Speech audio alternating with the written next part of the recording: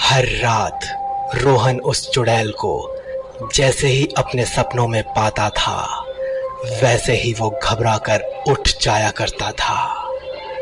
लेकिन आज रात कुछ ऐसा हुआ कि रोहन जब सपना देखकर उठा तो उसे विश्वास नहीं हो रहा था कि ये अचानक से क्या हुआ।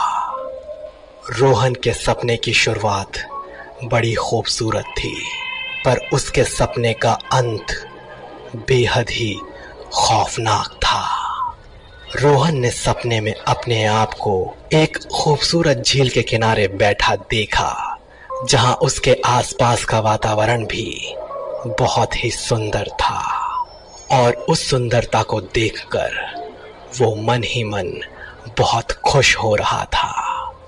और साथ ही साथ वहां पर उसने एक बेहद ही खूबसूरत दिखने वाली एक लड़की को देखा, और उस लड़की की नजर भी उस वक्त रोहन पर पड़ी, और उसने अपने सुंदर अंदाज में शर्माते हुए रोहन को अपनी ओर आने का इशारा किया। रोहन ने उत्साहित होकर मुस्कुराते हुए उस लड़की के पास जाने के लिए जैसे ही अपना पहला कदम बढ़ाया, वैसे ही ये क्या, उसने अगले ही पल अपने आप को उसी ऑफिस में पाया जहां उसके साथ वो खौफनाक हादसा हुआ था। उसने अपने आप को उसी कैबिन के सामने पाया जहां उसके साथ वो हादसा हुआ था।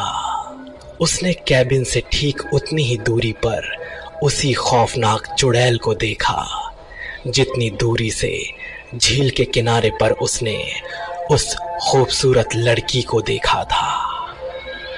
रोहन डर के मारे सहम सा गया, और तभी अचानक से उसने देखा कि उसी अंधेरे में खड़ी हुई उस चुड़ैल के पीछे से एक शख्स नजर आ रहा था, जिसकी आंखों की पुतलियां आम इंसानों की तरह काली नहीं बल्कि बिल्कुल सफेद थी।